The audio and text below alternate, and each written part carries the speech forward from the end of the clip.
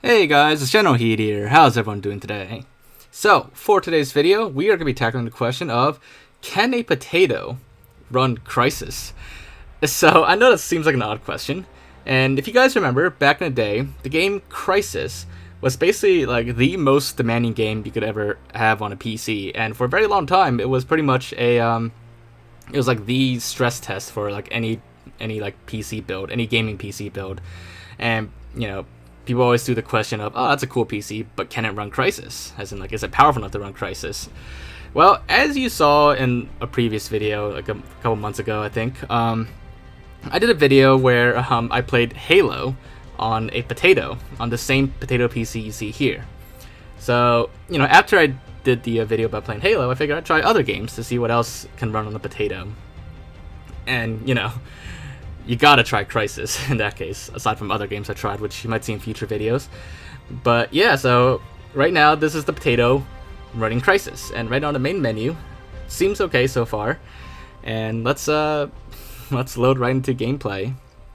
So just to go over the specs, in case you missed my previous video, the specs of this potato PC, inside is an Intel Core M3 processor with 4 GB of RAM and an Intel HD graphics processor.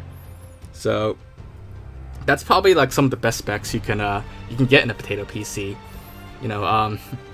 I handpicked this potato off the server farm, and I tried to grow like a better, more powerful gaming potato, but it was kind of a dry season, so the server farm could only grow a Core M3 potato. But perhaps in the future, with better weather, we could get a better yield of high-end potato crops on the server farm. But anyways, now we are in gameplay, and we are running Crysis on a potato. Now this is indeed running at minimum settings, and well, at minimum settings, it's kind of playable. The frame rate is like abysmal, but it's not like a slideshow or anything. It is like heating the potato up a lot. Like, this is one hot potato, and it's probably thermal throttling actually, because there's not much good airflow in a potato. And actually, I admit this is actually not like a regular potato. It's I mentioned this in a previous video, but I forgot to mention it in this one so far. This is actually a sweet potato, and the sweet potato does not have good cooling in it, so the internals are heating up a lot. And at first the game runs okay, but the more I run Crysis, you can see like the performance kind of degrading a little bit, and that's basically a sign that it is thermal throttling. And when I was doing my video about playing Halo on a potato, it was basically the same thing, and it was running hot. Like, at first, temperatures are okay with the potato, but unfortunately, a potato does not make a good heat sink. It is not a good heat transfer or anything. But nonetheless, even being thermal throttled, it still runs the game like better than I expected. Like, it runs it like how a PC that can't really handle Crysis would back then. And that's it's not like a terrible thing, because it just shows like how powerful this potato is, that it can actually run Crysis to this extent despite being thermal throttled, and well, despite being a potato, or rather a sweet potato. But nonetheless, like I said, it's somewhat playable. It's not an enjoyable experience.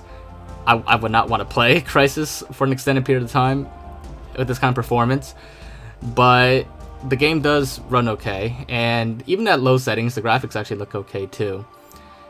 But it's just, like I said, it's just not really that playable, but it works.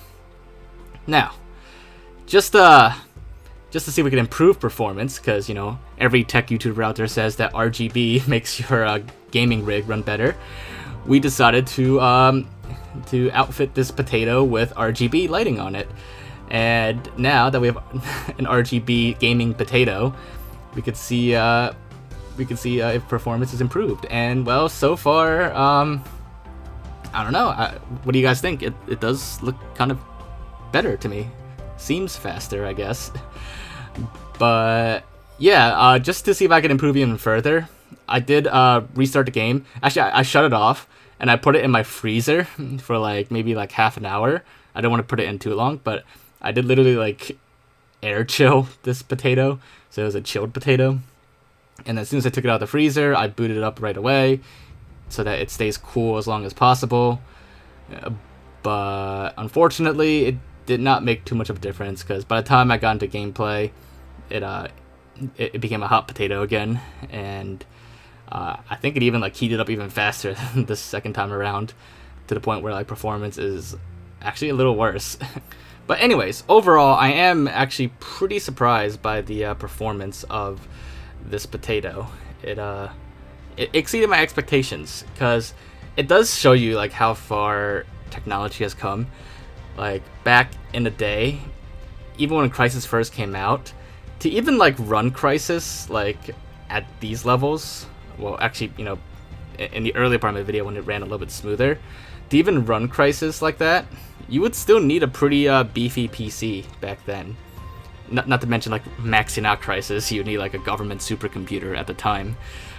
But you know, back then you would need like a pretty huge rig overall, like to run Crysis like across the board. You know, either like at lower settings or high settings.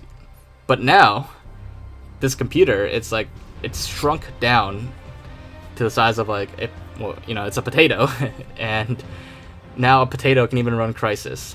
So that it's pretty amazing how far agricultural engineering has come, to the point where we can cultivate pretty powerful potatoes on server farms.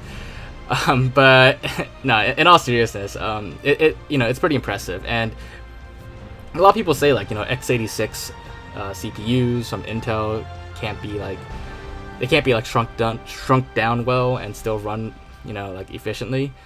Only like ARM CPUs can do that, but that's not really true. Actually, Intel has done a great job with like mini chipsets, mini CPUs, and mini PCs and stuff like that. And this just shows, because I can tell you, without thermal throttling, this game actually runs a lot smoother. But it's really hard to prevent it from thermal throttling when it's when it's a potato. But yeah, so hopefully you guys have found that to be interesting, and if you did enjoy this video, make sure to leave a like. If there's any other games you'd like to see tested on a potato, or anything else for me to take a look at or check out in general, just let me know in the comments below, and I'll definitely do my best to look into it when I get a chance.